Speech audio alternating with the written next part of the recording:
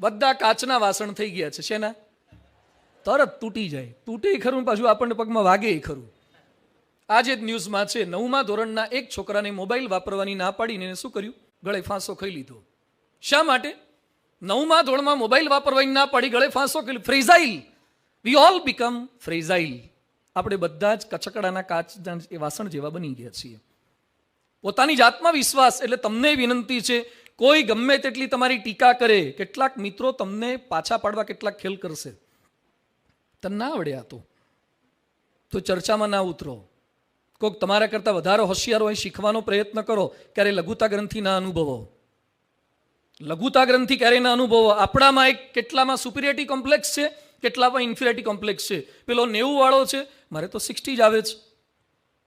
તો એની બાજુમાં બહુ ન બેસો. શીખો, શીખવા પૂરતું શીખો. દરેકની પ્રતિભા અલગ અલગ છે. કોઈ દિવસ દ્રાક્ષ મનમાં એમ વિચાર કરે કે તળબૂચ આવડું મોટું, હું આવડી જ, હું શું કરું તો તળબૂચ થવું? દ્રાક્ષે તળબૂચ થવાની કાંઈ જરૂર નથી.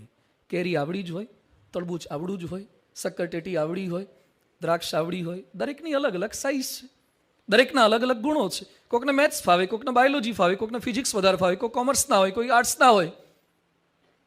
તમારી જે શક્તિ છે ને બહાર લાવવાનો પ્રયત્ન કરો. ક્યારેય કોઈની સાથે કમ્પેરિઝન કરો નહીં.